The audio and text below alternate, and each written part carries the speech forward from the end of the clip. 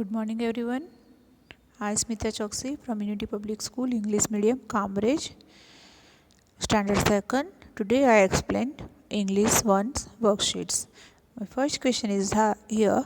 Fill in the blanks with vowels. Vowels 5 होते हैं A, E, I, O, U. तो आपको ये fill in the blanks में vowels से fill in the blanks fill करना है. ठीक है. फर्स्ट ब्लैंक YES तो वहाँ पे आएगा E आइज़ हो जाएगा. सेकंड में EARS तो उसमें आएगा A वॉवेल्स A आएगा तो years EARS years. MO blank TH तो यहाँ पे वॉवेल्स आएगा U तो बन जाएगा माउथ. L ब्लैंक PS तो यहाँ पे वॉवेल आएगा I तो बन जाएगा लिप्स. N ब्लैंक SE तो यहाँ पे O वॉवेल आएगा और बन जाएगा नोज़. यहाँ पे 6 नंबर में F blank NG blank RS तो इसमें वॉवेल्स आएगा I and E तो बन जाएगा fingers. Understand. Now question second. Right opposites by adding in and im और dis. यहाँ पे जो वर्ड्स दिए हैं उसके आगे आपको इन अन इम और डिस लगा के वर्ड्स को ऑपोजिट बनाना है. जैसे कि विजिबल तो उसके आगे हम लोग लगाएंगे इन तो बन जाएगा इनविजिबल.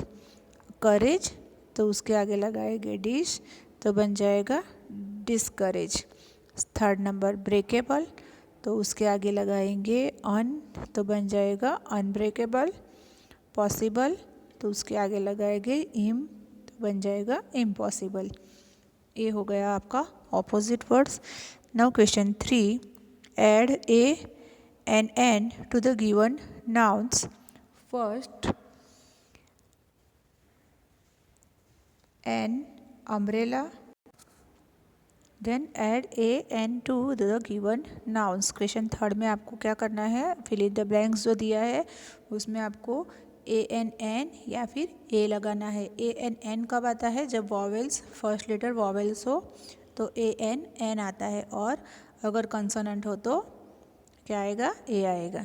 सी ब्लैंक्स अम्ब्रेला तो उसमें पहले दिया है आपको U तो आएगा an umbrella. Second angry girl तो उसमें भी पहला लेटर है वॉवेल ए दिया है तो आएगा an angry girl. Then third blank mouse तो पहला लेटर क्या है कॉन्सोनेंट तो आएगा अ माउस. फोर्थ नंबर का क्या है ब्लैक एंट. क्या है ब्लैक एंट तो बी है तो बी क्या है कंसोनेंट तो आएगा अ ब्लैक एंट. क्या आएगा a black ant. And C question 4. Fill in the blanks with the verbs from the word box. इसमें हम लोगों की जो एक्शन होती है उसके हिसाब से हमें वर्ड बॉक्स में से ये वाला वर्ड बॉक्स है उसमें से हमें वर्ब ढूंढ के लिखना है. वर्ब मतलब जो एक्शन होता है. फर्स्ट है see blank into the forest near her house. वो अपने घर के नज़दीक में जो फॉरेस्ट यानी कि जंगल है वहाँ पे गई थी. तो जाने का मतलब होता है गई थी. गो को हम जाते हैं तो बोलते हैं गो तो उसका होता है वेंट तो यहाँ पे आएगा went. She blank the porridge from the big bowl. उसने बिग बाउल में से पॉरिज खाया तो खाने का एक्शन होता है उसको बोलते हैं ate. She blank a sleep in the tiny little bed. वो अपने बेड पे जाके वो वहाँ पे एक छोटा सा बेड था वहाँ पे जाके पड़ गई बेड के ऊपर गिर गई तो फेल मतलब she fail asleep into the tiny little bed. Somebody blank in my bed. कोई मेरे बेड के ऊपर सोया है तो सोने का एक्शन मतलब slap. Understand. Now question 5. Fill in the blanks with is and are. क्या आएगा इज एंड आर से हमें ये ब्लैंक्स फिल करनी है. तो जब एक ही होता है तो इज आता है और एक से ज़्यादा होते हैं तो आर आता है. Arun blank watching TV. Arun TV देख रहा है तो वो अकेला है तो यहाँ पे आएगा is. Boys playing in the field. Boys मतलब बहुत सारे हैं, तो वहाँ पे क्या आएगा, आर। क्या आएगा, are. She blank reading the story, वो ब्लैंक रीडिंग स्टोरी, वो रीड कर रही है। क्या रीड कर रही है, ब्लैंक स्टोरी। तो शी, वो अकेली है, तो क्या आएगा वापस यहाँ पे, इज़। क्या आएगा, is.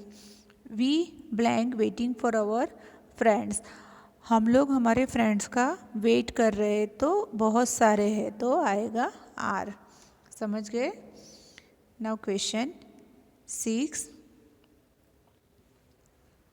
Question 6, make sentences with the following words. यहाँ पे आपको जो वर्ड्स दिए हैं, जैसे कि ये टेल, टेल, सन, सन, उसके ऊपर से आपको सेंटेंसेस बनाना है जिसका प्रोनाउंस सेम होता है, जैसे टेल और tell.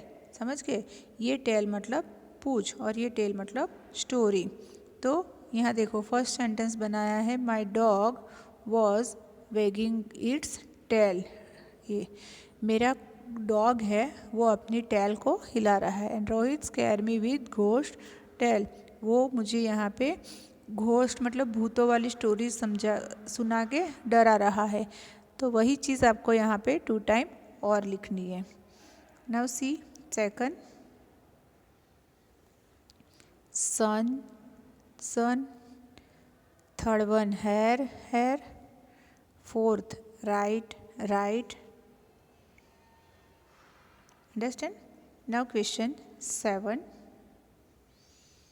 Tick the work that you must do and cross the ones you must not.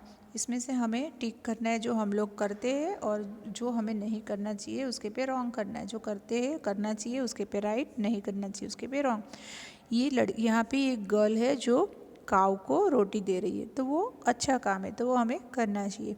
ये लड़का किसी के ऊपर कुछ थ्रो कर रहा है, तो it is a bad manners, तो वो हमें नहीं करना चाहिए।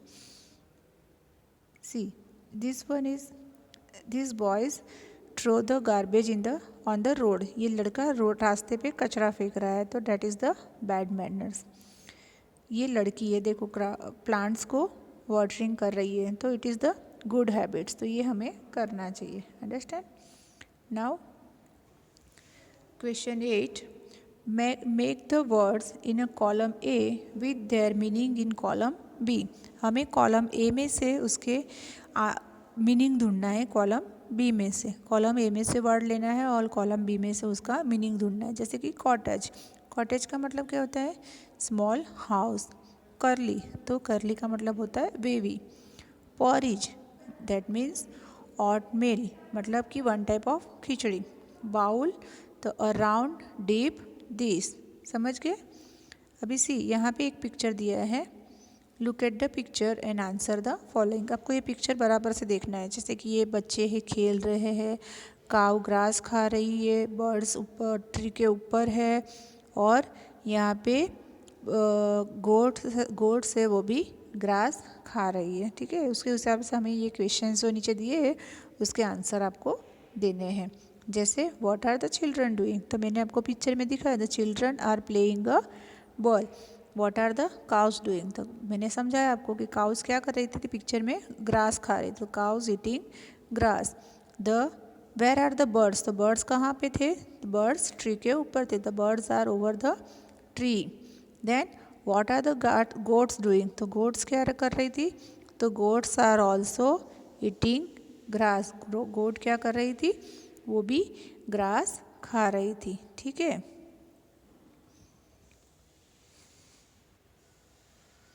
फिर यहाँ पे देखो, answer the following questions. Who is the funny little man, did anyone ever seen him. Funny little man कौन था, क्या किसी ने उसको देखा है, मैंने आपको ये समझाया था। तो फनी लिटल मैन एक, nobody is a funny little man, nobody is a funny little man. Did anyone ever seen him, तो no one ever seen him. Who was curly looks, where did she go, a girl was curly hair, it's curly looks, where did she go, he go for forest. Whose cottage was it, where had they gone, वो cottage किसका था और वो लोग कहाँ पे गए थे। तो वो कॉटेज 3 बियर्स का था जो लोग बाहर घूमने के लिए गए थे। The cottage was 3 bears they went out of the home. Was Curly Locks hungry and sleepy? Yes. क्या कर्ली लुक्स हंग्री और स्लीपी थी? तो yes, Curly Locks was hungry and sleepy. What did Curly Locks do when she show the 3 bears? Curly Locks ने जब वो 3 bears को देखा तो उसने क्या किया?